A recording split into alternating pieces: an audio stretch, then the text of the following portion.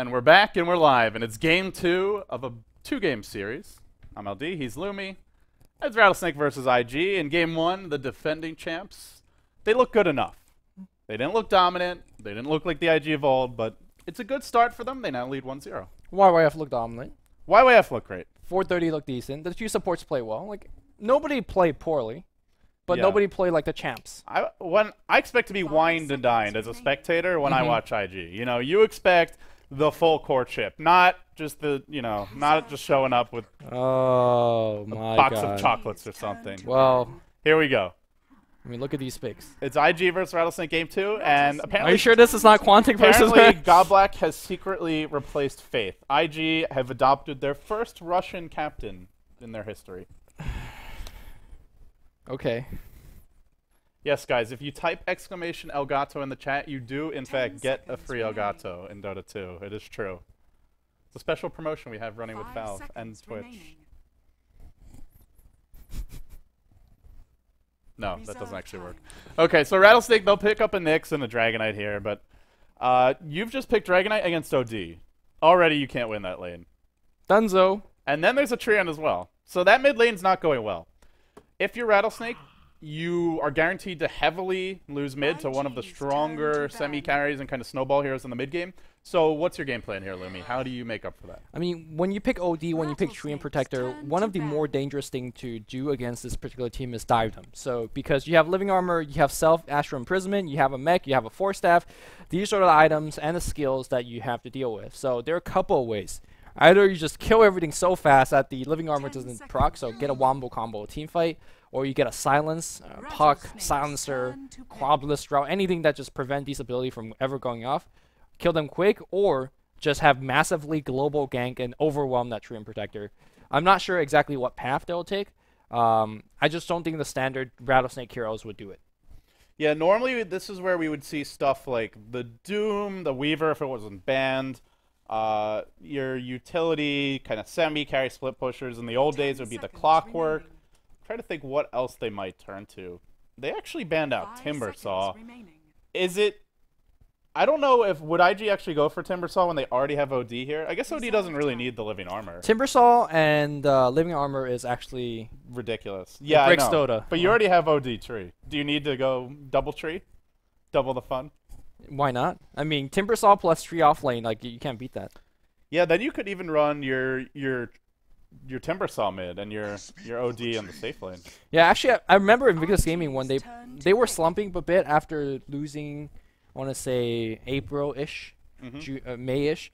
And then they came out with like 4 games in a row where they just picked Treant Protector.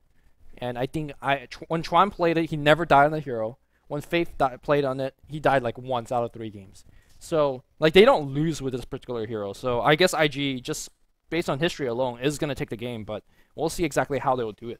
Yeah, if you're Rattlesnake here, it's not about winning a series. It's just about getting a win on the board. If you can take a game off IG, the defending champs, you feel pretty good about that. Yeah. So, not out of the question Rattlesnake could, but they've got their work cut out for them. So now they pick up a Nature's Prophet, and now they've got the threat of a mid-game global gank if they get their items and levels. If a Prophet has a Shadow Blade or Orchid, Sight Device, something to gank with, Nyx is level 6, and Dragonite has his Shadow Blade, then maybe IG are a bit nervous, and that's the point where if those 3 heroes just jump somebody, they will die. But this is assuming they get the farm. And right now, I'm a little worried about this Dragonite getting anything this game. Yeah, I mean, normally you say, hey, Dragonite, if he picks up a quick Shadow Blade, you could go with the Prophet, go with the Nyx, and start just wrecking havoc all over the place. But he's not going to have that quick Shadow Blade. In fact, I mean, if he has more than 25 CS by the 10-minute mark, maybe he'll get more than that. Yeah, I'm guessing he'll get more than that. But if he has more than 30, I'll be impressed. You think he's going to get 30? I'm just looking at this Twitch chat. This is a monstrosity. What's going on with Twitch chat? It's been exclamation Elgato for like 10 minutes now. Guys, if you actually want an Elgato, you can subscribe to BTS, and you get an Elgato face whenever you type Elgato. It's almost as good as the courier. I like how the chat hears what it wants to hear. Yeah. And then nothing else. If you say capitalize, then they see capitalize. I see. Ben panders. Ben will pretend like it's a mistake, but when he says capitalize, He's doing it to pander to the chat. When I say capitalize, I just can't say English, so. You just capitalize. Capitalize. It's just like, okay. But, yeah, Weaver being banned out. This is a fairly smart ban. I thought Invictus Gaming could use Weaver themselves, because Weaver plus diving, Go Black has pioneered that quite a bit. And Warlock coming out from Rattlesnake, so they are going to go for the wombo combo. Warlock, by the way, eats tree alive easily, because all the Fatal Bond damage. Don't care about living armor, because I think Fatal Bonds is HP loss. Yeah, HP loss. So it's pretty legit. You still take the Fatal Bonds. At the same time, though, it's not removing the living armor. So that'll still be useful versus the other damage sources. Don't forget a recent patch before TI3 started that Shadow Demon Ultimate does not one-hit KO Warlock ult anymore. It used to do that's that. A big That's change. a huge deal. And Invictus Gaming going to go back for Lone Druid. This is a hero that we haven't seen the Chinese play for quite a bit. Man, that's just a weird change as well. I don't... it's a purge. Purge just killed the Warlock cult. I guess so. It's so bizarre. I'm a I Warlock mean, I guess fan. it's so. certainly not the first or the last time that Dota has seen something that seems inconsistent in its mechanics. But Sure. It's a change. It's a big one. Shadow Demon's still a very strong hero this game, though. I mean, you're up against a lot of heroes that just want to burst someone. And still, if you get off a disruption against Nyx or Dragon Knight, that can turn the fight. Also, for those you guys are wondering at home, whether OD's Orb does extra damage to Warlock Ultimate, they do not do that in Dota 2. In Dota 1, OD... The Orb? Yeah, the Astro... the Arcane Orb. Arcane Orb. You're saying it does not work on the Infernal. In Dota 1, you just 2-shot it. Easy, Yeah. or 3-shot it. In Dota 2, you don't do any extra damage. In Dota 2, I think the Warlock's actually considered an ultimate. Or considered a hero. That's why like it doesn't die to the Purge. At least not to Shadow Demon. It still died to Diffusal Blade Purge. That's where the inconsistency comes in. So It's very bizarre. yeah. If you're new to Dota 2, welcome to a game with a lot of interesting mechanics. Freaking Bloodseeker! Oh yeah! All right. Oh baby! All right. Okay. Get me some coffee. I'm wide awake now. Your Bloodseeker pick from Rattlesnake. I hate to do this, but I got to. Go tweet right now. Hashtag TI3. Bloodseeker has been picked. Screw the Space Cow. He sucks. In with the new. In with the Bloodseeker. And IG respond with something a lot more standard here, Lumi. Well, it's a Tinker. We haven't seen them play that for a Oh, while. go for the Tinker. All right. I don't mind that. Actually, I thought it was going to be a 430 Tinker. That used to be one of his signature heroes. Well, but YYF. Yeah, good Tinker player as well. So, Bloodseeker. I mean, how do you do this? Do you put Zoe on the lane by himself and go offensive? No. Sorry. Do you put him on a suicide lane and you safe lane the Tinker? Kawa, save us. We're trapped inside the draft overlay and we can't get out. All right, we're leaving the draft overlay, guys. Don't worry. All right, okay. That's why we have a preview monitor.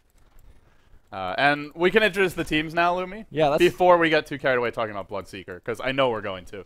On the side of Rattlesnake, you've got Kabu, the Nyx Assassin, Luo playing the Dragon Knight, Icy on the Prophet, Sag M on the Warlock, and the one that we care about, Lamb on the Bloodseeker. Now, before I let you talk, let's introduce IG. Zhou, off-lane lone druid, he's got the Cauldron.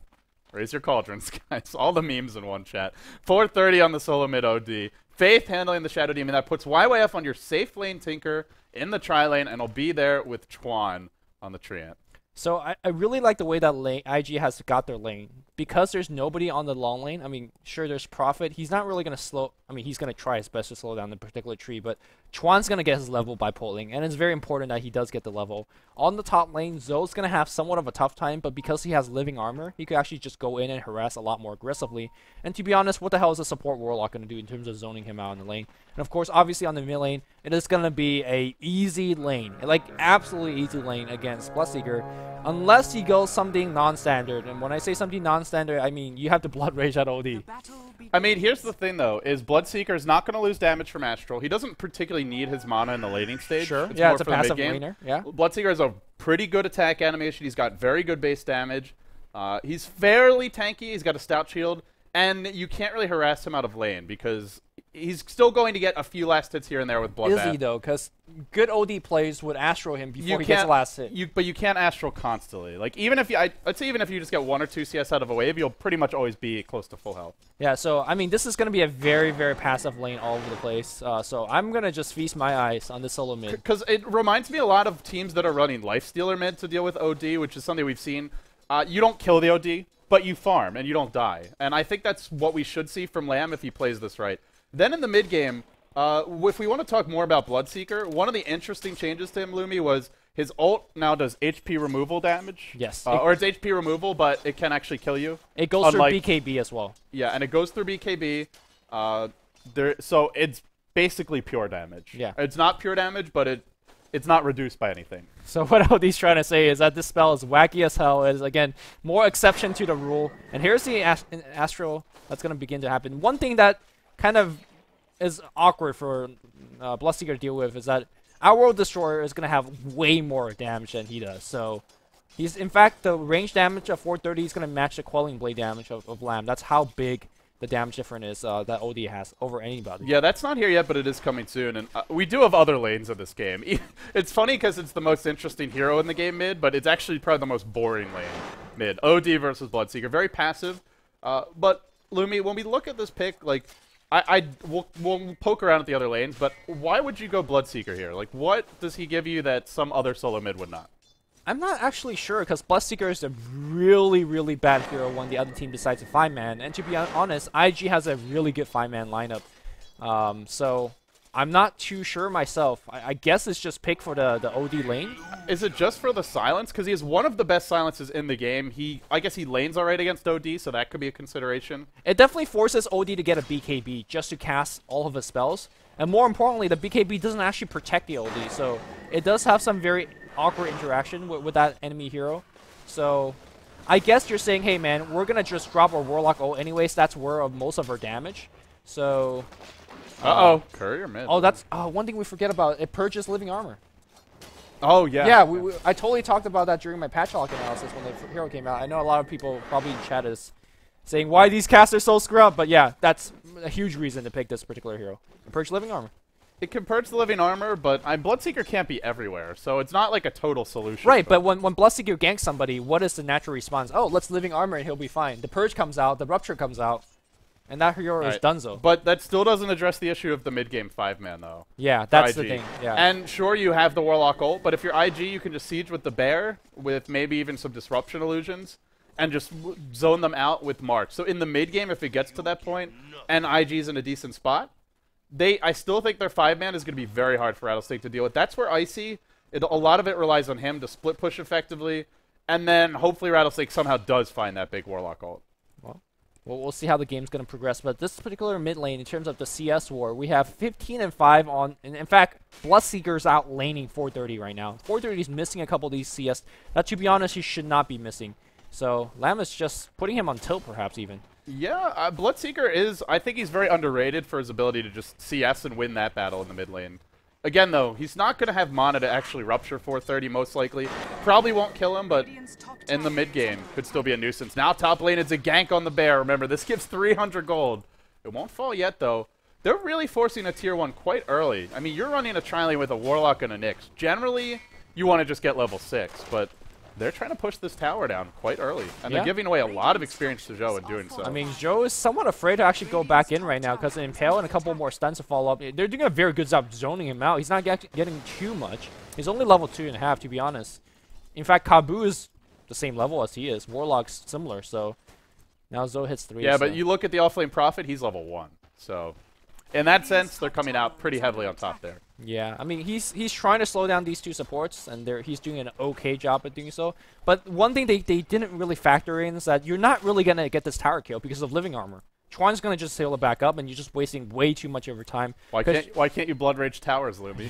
Well, first of all, he's not there, so that could be it. Why does Dota do these things to me? Thank you, Kawa. Weird bugs. Weird bugs, but...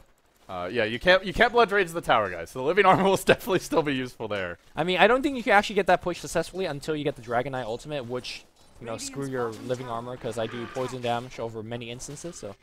I do feel... I mean, they were getting a bit frustrated by these creep pulls of Zhou, I suppose. The Bear constantly nuisance. And that is the one issue with their supports, is they couldn't really stop the Bear from pulling the wave. But at the same time, their creep pulls have been available for a decent chunk of the game. So, I guess Zhou's getting his experience either way, but I don't know. Warlock, this is one of his weaknesses as a tri-lane, as a support, is he can't zone out bears, he can't zone out heroes that well generally, and he's certainly not killing something like the Bear. Yeah, right now we do see Lamb turning level 6, and he's just running off the lane. I'm not sure if he's looking for a rune or something. He just made this like awkward circle that ran across and then down here and then now back to the mid lane. Okay. Not sure what that was about, but he's definitely not getting Rupture Mana. I do want to point out YYF has quietly gotten 1,700 gold and a Soul Ring recipe in 6 minutes, and he's going to skip that and just go straight Boots of Travel. Good choice. This could be, I don't know if this will be record-breaking, but this will probably be like top 10 Boots of Travel times, because rarely do you see Tinker get free farm, and rarely do you see him skip Bottle and skip Soul Ring and go straight for the bots. Yeah, normally, I mean, a 10-second BOT is a very good time, and he's going to have it well before that. I want to point out, you'll notice he's saving some skill points here. If he gets the Boots of Travel, he wants to have a skill point to take rearm immediately. Yep. And definitely you want to have Marching Machine as well, so we'll see, or higher levels of the Marching Machine. We do have Fate Sweep being picked up on Lamb, but still no mana to do anything because OD, OP. Yeah, so Rattlesnake just cannot seem to do much to shut down Joe. He's level 4.5, and again, I'm looking at a Prophet who's level 2. YYF already the Boots of Travel. Top lane here, they're going to send him up right now. Impale's going to follow through as well. There's a Warlock here. That is going to dispel the Living Armor. And so much burst damage. That's only a level, I think it was only a level 1 living armor, maybe 2 anyway. It doesn't matter what level it is. The burst damage just came out so fast. And that's a free kill. And without the Warlock, well, there's the Tinker. Because BOT is up. Guess who's got bots? And that tower, yep, it's going to be okay. Normally you get a tower. You also have a level 6 Dragonite. That's like a guaranteed tower in the vast majority of games. But not in this one, Lumi. No, not in this one. Not against Living Armor. It's one reason why we normally see teams will do anything to contest the Tinker, because once he gets his Boots of Travel, it is very much like when a Wisp hits level 6. It's just a whole new ballgame. Yep. Now you've got to completely change the way you were planning to play the game. If you ever dive a tower, you dive into March.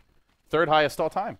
So, or 2nd highest. My question is, how is, and I know this is only a silly question to ask 8 minutes in the game, how is Rattlesnake going to ever push against Living Armor and Marching Machine? I don't think they can actually win this game by pushing. Right, they need to win it by getting pickoffs with the Nyx and the Bloodseeker. Speaking of Bloodseeker, Lamb's now jungling, so he's decided mid lane's no longer to his liking. And that CS start that he had, look at his CS since then. Look at the level difference as well. This is a level 8 Bloodseeker, or level 8 OD against a Bloodseeker that's hitting a 7. And he's not ganking anybody, he's not doing anything. So, I mean, theoretically, like you pointed out, there's a lot of reasons why Bloodseeker could be a good pick this game. The fact that the Blood Rage removes Living Armor, the fact that Rupture will affect even BKB heroes, so OD wants to go BKB, but he'll still take the damage. Obviously, in theory, Bloodseeker's decent at ganking split pushers and global heroes to some extent, but in practice, Lumi, I'm not seeing it so far. Bloodseeker mid, not doing anything except jungling. That is... you don't run a solo mid Bloodseeker to jungle. I'm pretty sure like Rattlesnake has practiced heroes against Tree because Quantic plays Tree, you know, for their wildcard match. That's very true. And then they're like, oh, this actually doesn't work. Let's just ban out the Tree. But then now they're trying to pick it against what IG's got. Yeah, that was Quantic's Tree though, and I don't know if they respect IG's Tree or even thought IG would go for it. We have seen IG pick it before, but it's not like an every game kind of thing. Yeah. It's not like Quantic where like Godblack picks so much Tree that we just put 3 Tree Ants for his signature heroes.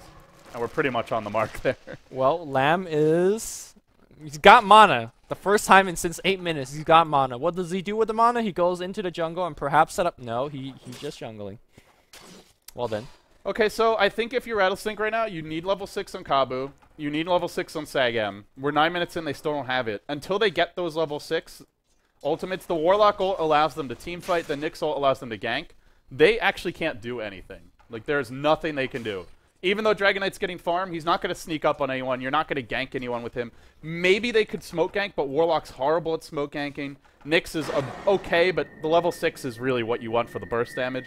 So, honestly, I don't think Rattlesnake can do anything now. They just have to farm, get levels, and hope that their mid-game has more openings. I mean, this early game has none.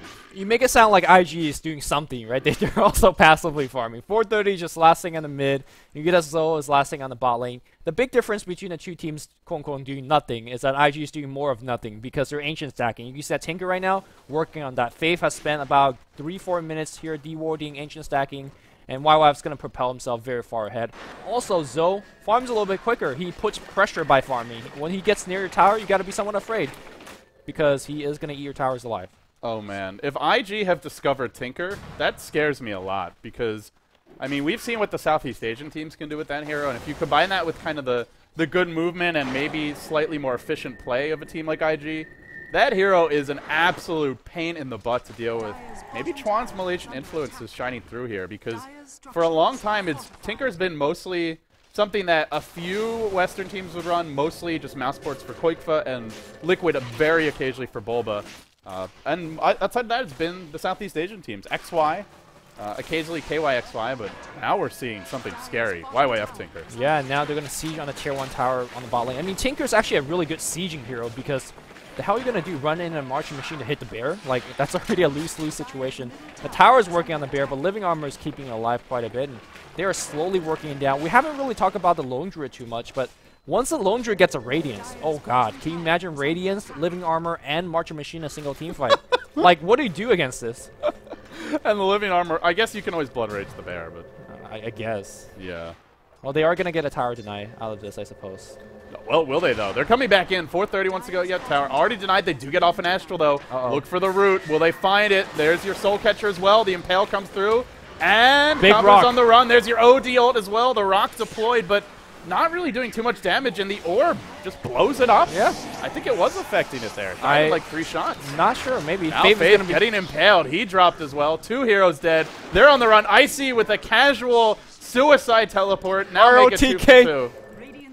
Shout out to ROTK. Man, I hope DK kicks ass this TI3. Somebody's ass.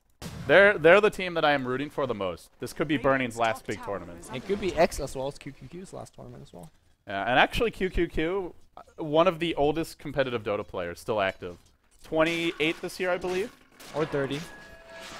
According to they couldn't Liquid, find out which one it is, but yeah, he's up there. Yeah. This guy's a living legend. A lot of living legends on that team. Well, there's a mech being picked up on Ferrari, so the siege actually is online right now on OD. So we're saying that they're not really doing anything, but they have farm on the hero. Zoe is picking up a Glove of Haste on his bear, so it makes me think that is either a very late Midas, which it's not out of the question, or it's going to be a Maelstrom, which is more likely. I think this is a great game to get Midas, even though it's late, because you have the Tinker with such fast bots, and you have Living Armor. So your tower should be standing, honestly, probably for the next 20 to 30 minutes. Unless something goes horribly wrong, which means you can get a late Midas, and it will still have time to pay off. Also, you're dealing with Bloodseeker, which is a hero that doesn't do anything, so really you have a lot of time. As much as I love Lamb, and I mean, everyone was singing his praises during the qualifier match, what has he done this game? He's 0-1-0. He's gotten outlaned. Has not ganked anyone. Got crushed by the OD mid. I mean, no big surprise there, but it's not so much Lamb, it's the hero, but yet to see him get involved. No Warlock ult. Like, how do you stop this push right now? You see this. This is... Alright, nice deny. That's was cute. A great deny. Yeah, that was cute. That's 2 towers tonight. They do have a Shadow Blade up on Luo. They're trying to find their way into this fight. They need a good Impale to start. They do clip YYF, but Living Armor's there, keeping him in fighting shape. Now the mech, turning around for now. Kabu, the first one down. The March continues to fly through. On the backside, YYF will fall. And YYF just ran against Blood Rage and died. Or Rupture. I'm not sure what that was about. Well, he buys back immediately. Looks to rejoin his team. He TPs to the bear, of all things. Now, this is a cute mechanic we haven't talked about. Lone Druid and Tinker, they've been best buddies for years because of this. You can TP to the bear. It gives you basically free mobility anywhere on the map. The bear is very quick, and look at YYF, a good friend to the end. He'll come right back mid, and they'll push down the mid lane. Unfortunately, though, Warlock ult's about to come back up, Lumi. Yeah, I don't know about this push. One big weakness of the IG lineup is the fact that they don't really have too much kind of lockdown. Like, all they have is like self-disrupts and multiple self-disrupts. Kabu gets in there, and Kabu's going to be dead, right? Nice 2-man Impale here. He's going to try to run back out with his ultimate. Very nicely played.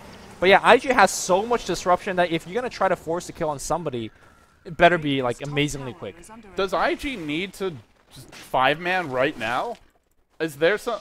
Do they have to feel this sense of urgency? No, they don't. And Zoe's going to get picked off here, I think. No, nice disrupt. Oh, what an Astral by 4:30. He is ruptured. Nope, sorry, Blood Rage for the time being. And now, Living Armored up. Now another disruption. They're just kiting for days. Warlock ult going to clip 2. Mech's thrown out, but they lose one immediately. Now your OD ult comes through. 2 for 1. And I don't know if IG's done yet. There's a root on Luo, driving him back for the time being. Still retreating out. The bear, no additional pursuit.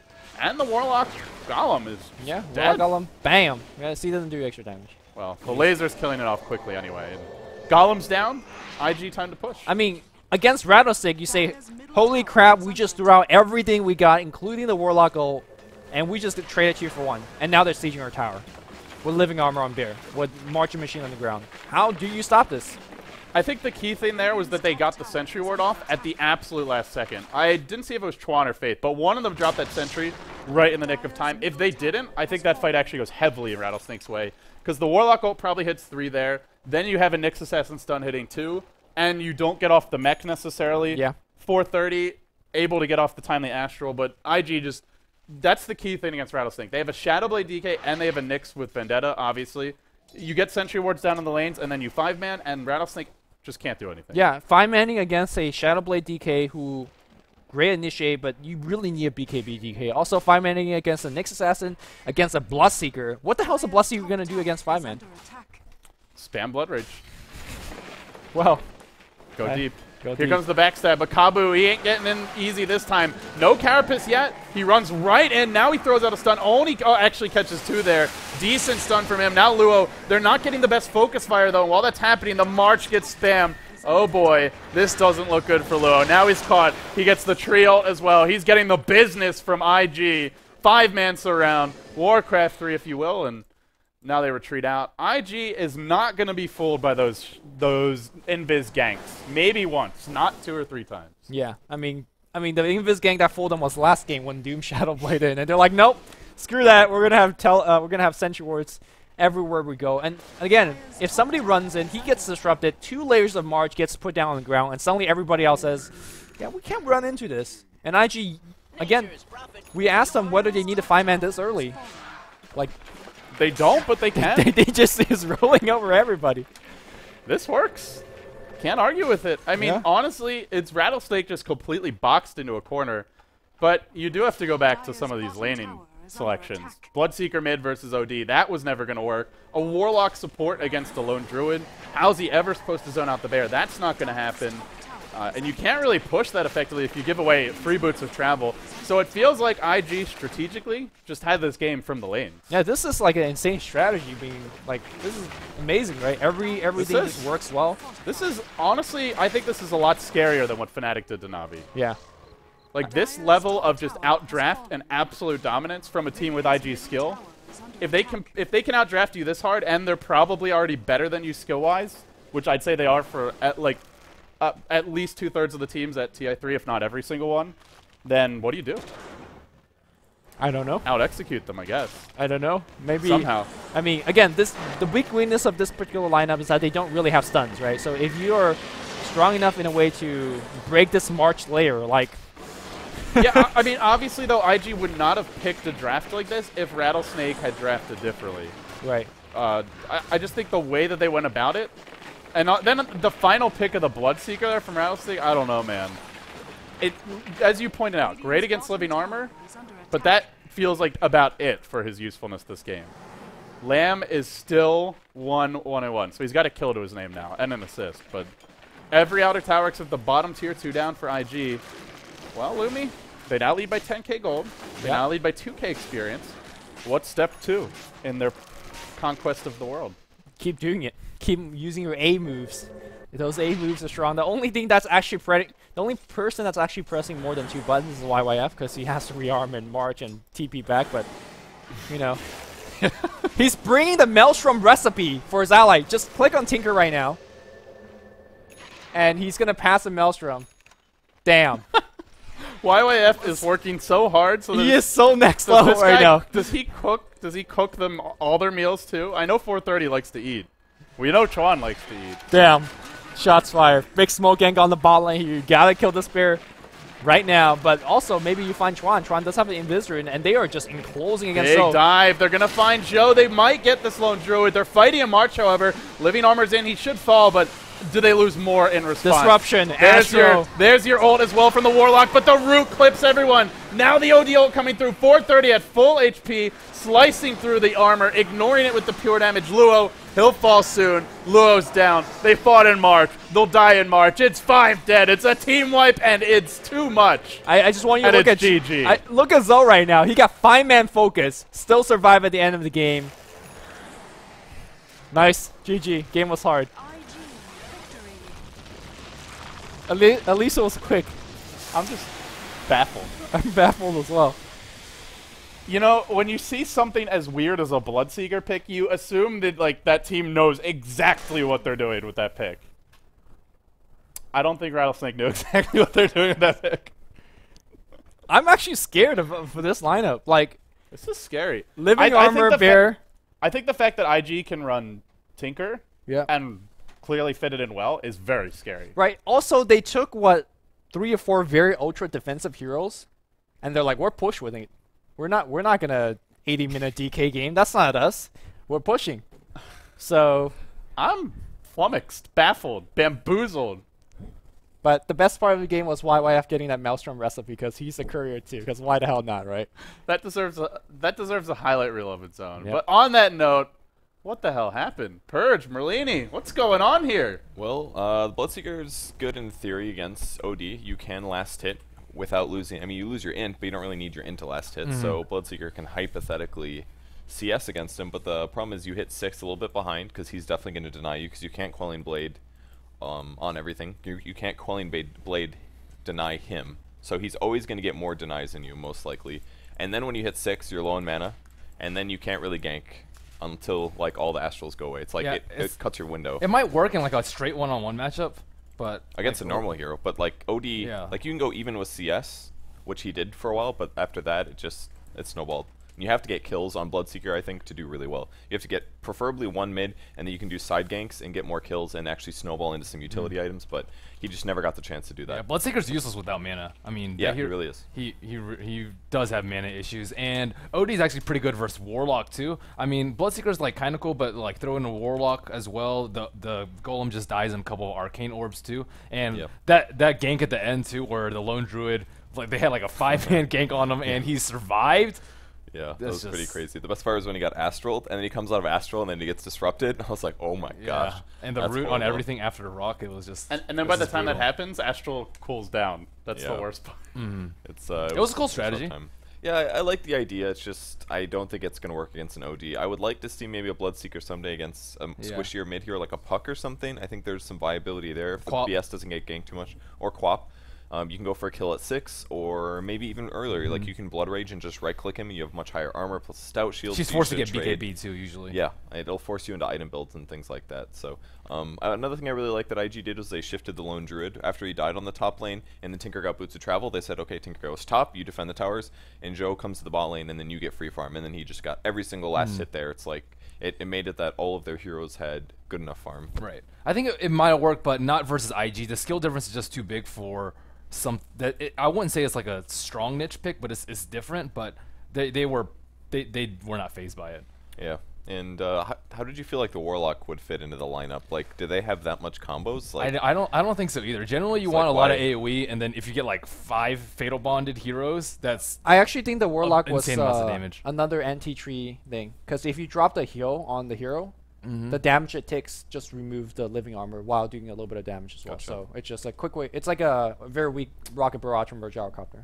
Yeah, but you're picking 2 heroes mostly just to remove living armor. Yeah, I think or you could just ban tree. I think that Warlock's really good in push strategies or 5-man lineups, but Bloodseeker doesn't really fit into either. So they needed a more like one goal in their lineup, and it was just like we're trying to like counter tree, but that wasn't the main problem. They have to worry about all these other heroes too, and even without living armor, you have to worry about March of Machines, you have to worry about a farm Tinker, farm Lone Druid, farm OD. There's too many things for them to handle, and sure, living armor might not be a problem, but it's not enough. Yeah, maybe they saw the synergy between Blood Rage countering both the tree armor as well as being kind of okay against OD, but as we saw, Ferrari's just way too dominant mid, and that didn't do anything. Well, so people are still on the lookout for OD counters.